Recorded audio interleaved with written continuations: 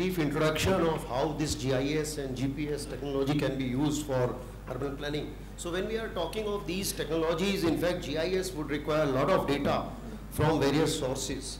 And GPS and remote sensing, these are the two good sources where we can get a lot of spatial data which is related with the coordinate system. When we talk about the role of GIS, the GIS-based framework is extremely necessary for deriving the solution for the smart cities. And if we look at the market in India, the market is 10 billion. It is expected that by 2019 it will be 10 billions because we are using not only in infrastructure development but in various aspects. And there are several Indian states which have already started using for various purposes, including the governance and management, and Karnataka is one of them. GIS-based master plan has been made in the state in the year 2015 using the techniques of GIS, and then carried out some study also to find out some gray areas, and these gray areas are those areas where the basic amenities like schools, the hospitals, these facilities are required, or there's a slum area present in that particular region. Now we'll, as already told by our director, Professor Banerjee, that a lot of data would be required if we want to implement GIS in urban development. So this particular slide actually shows that these are the different sources from where the data would come, and the local bodies and the government, state government bodies maybe acquire this data, convert this data into digital form, because a lot of our data is in the paper or report forms, and then this could be given as input to the GIS for various activities.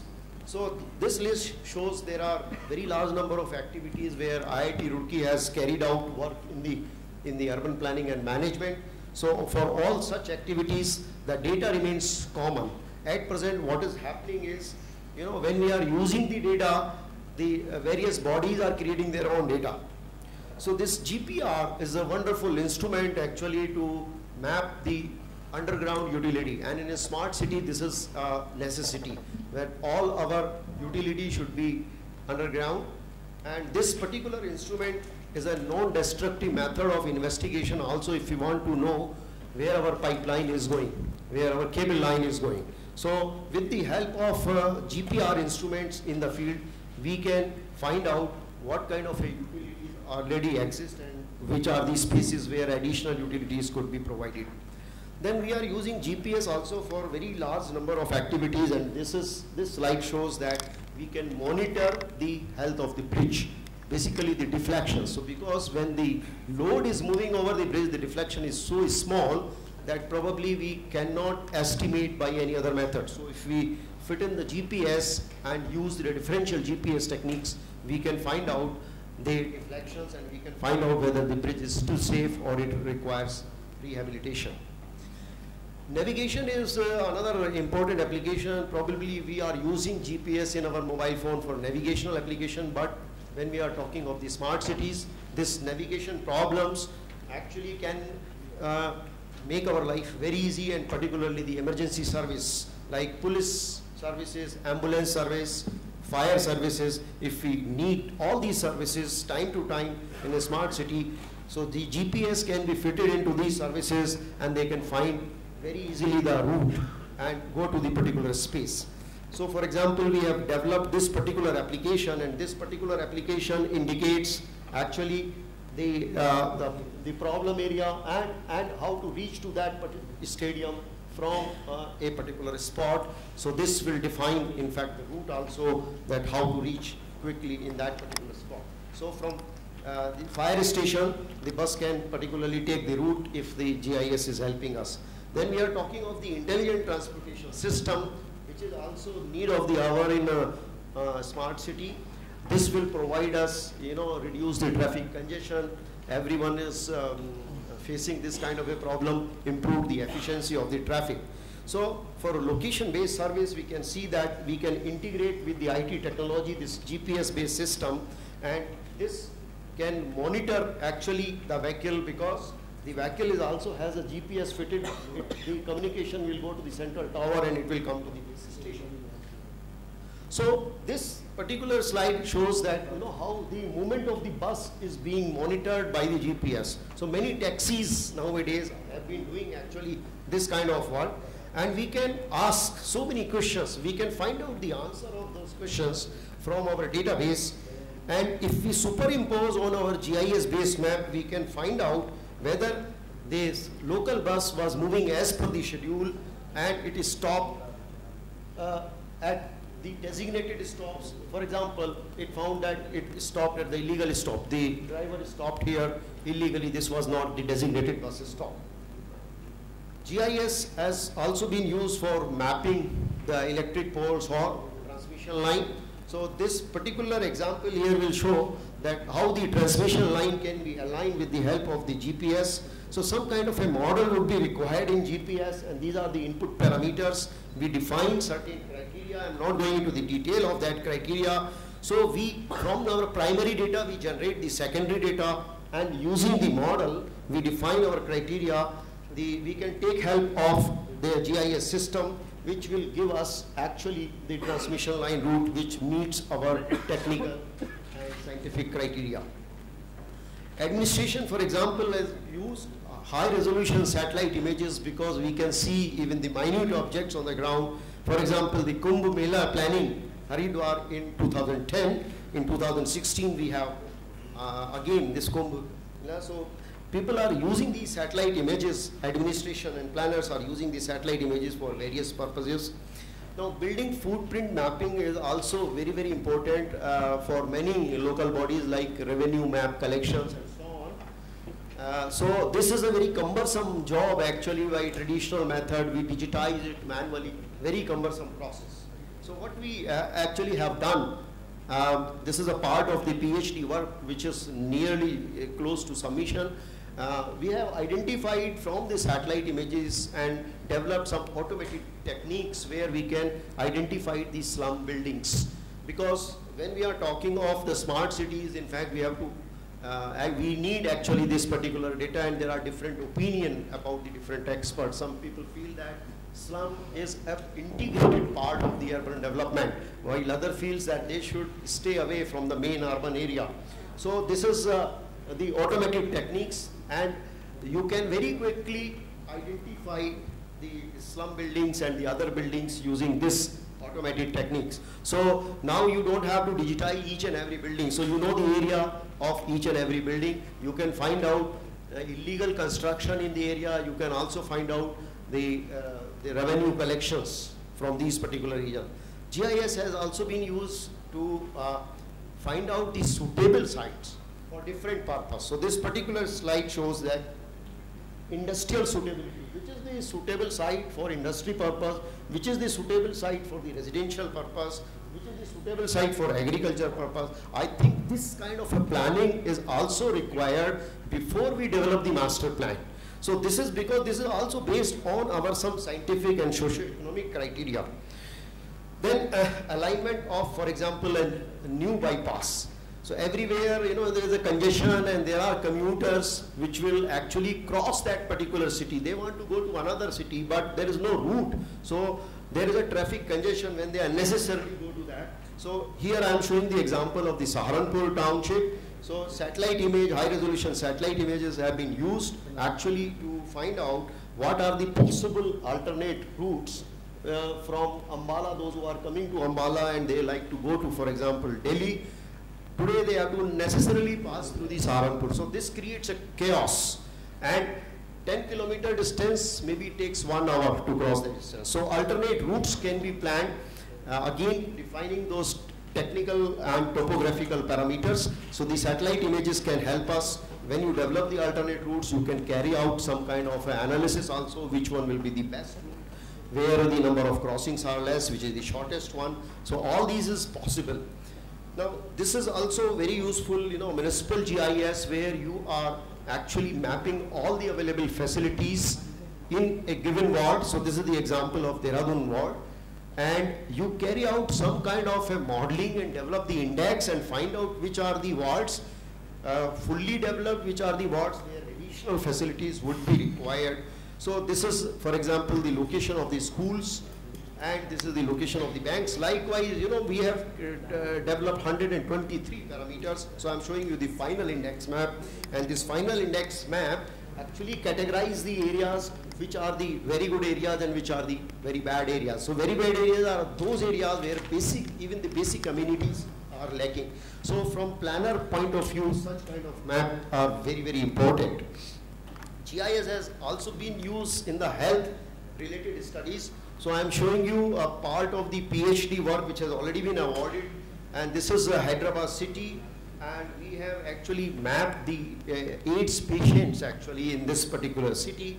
So we have carried out the mapping for various facilities and the hospitals, the expertise available in those hospitals. So capital H symbol is showing the location of the hospitals within the city, and this particular slide shows the road network within the Hyderabad area. And then when you develop, actually customize the software, so it can actually tells you how to reach from one particular spot to the nearest hospital. So we can actually develop this kind of so from a bus stop, for example, this is the location of the bus stop, which will be the nearest hospital within the 2000 meters. So that kind of application can also be developed. So new hospitals which are required in the area can be planned, and this gives us the location, spots where proposed hospital, the green are the proposed hospitals. So this technology is very, very, very useful to, I think I stop here because there is a detective flow. I will be happy to question answer the, now the house is open for questions. Anybody can ask any questions. Sir, good afternoon, sir. Here. So we know that GIS and GPS is good for any city administration. Suppose a small ULP wants to acquire a GIS map, what will be the cost? They can usually use a satellite map or any other alternative is there? Yeah, actually nowadays high resolution satellite, one has to digitize the basic features because the satellite image is available in raster format, and in GIS we are using the vector data. So one has to digitize each and every feature because there is no method available right now which can extract the features automatically, all the features which we want.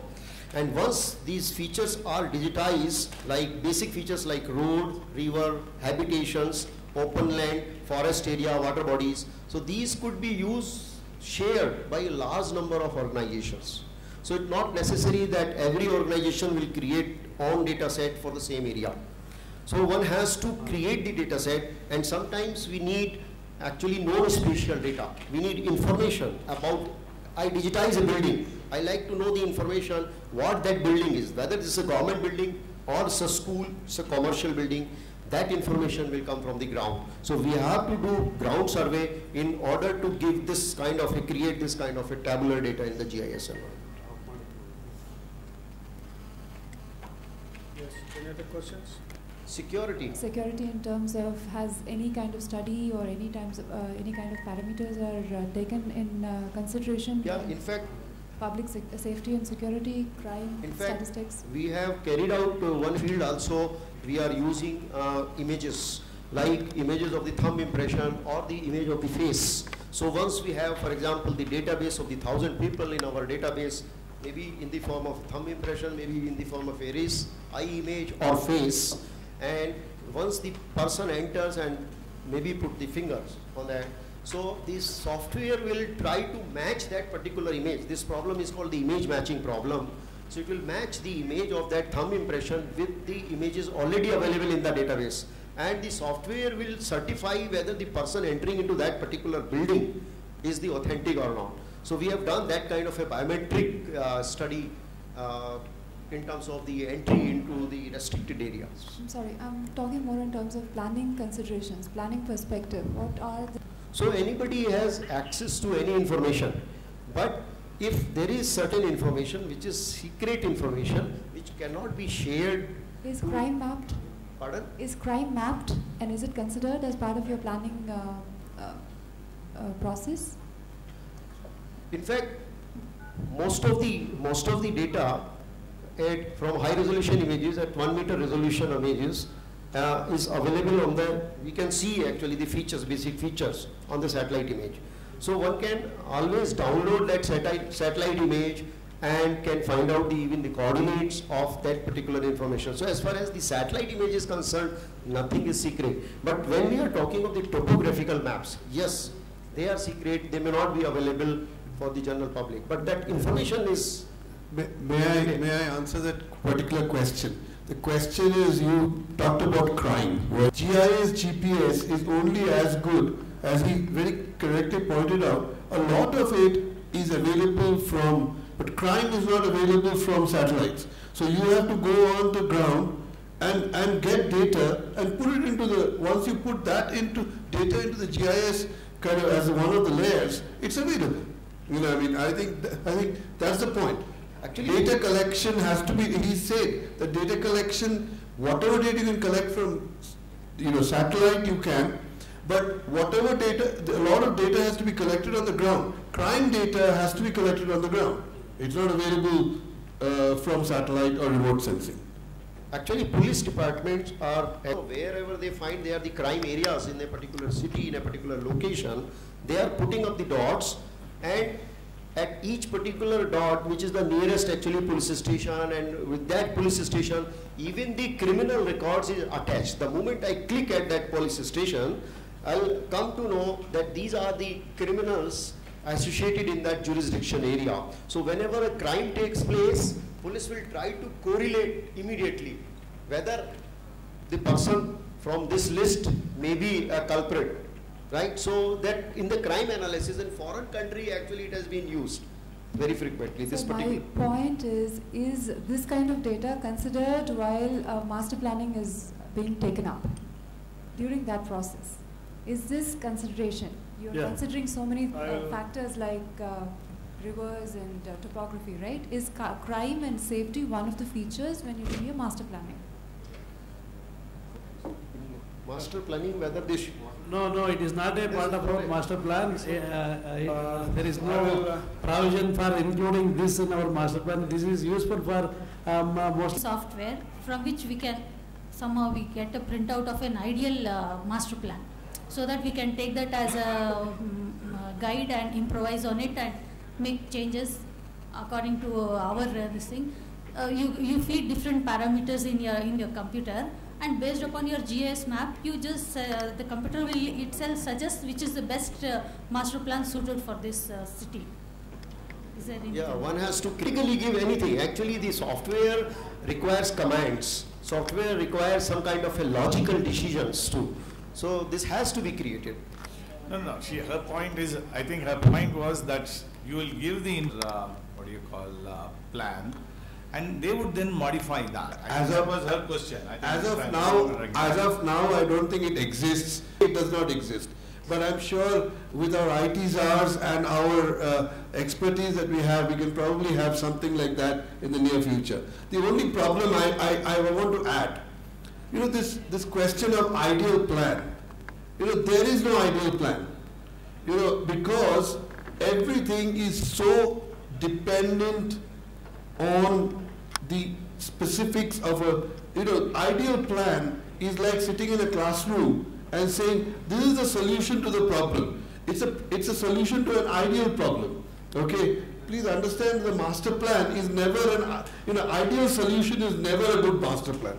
I think that's one of the points that has to be made. I think her point was that you have a framework, you give the inputs, and the system software should draw a plan. I think maybe, Anand, maybe you all in Bangalore can work with Roorkee and come up with something of this sort. No.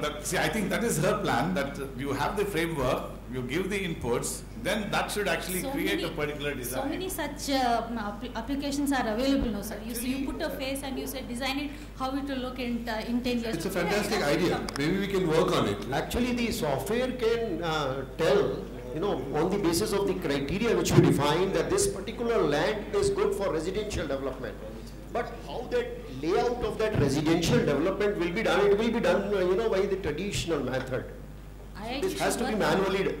IIT should work on it. Friends, we have thank Professor Garg for having presented his paper on use of GIS and GPS convergence in urban and infrastructure development. I think there are a number of questions which have been made. Yes, I would like to say that there is no ideal plan and there is no good master plan also. So please understand that for the preparation of master plan, what is important is the data. The data means the spatial data which is in the GIS format, that is the base map. Now for any smart city, concept, one has to have the master plan prepared in the GIS environment, and that is one of the major requirement as far as smart city eligibility and criteria are concerned. And he has in his paper explained about the GIS, significance of GIS, because all these days we know that preparation of master plan using GIS based base maps is very, very important, so that we can monitor a number of issues as related to the urban solutions. And the GPS also he has explained in his presentation how the smart city applications, using GPS applications can be solved all these days.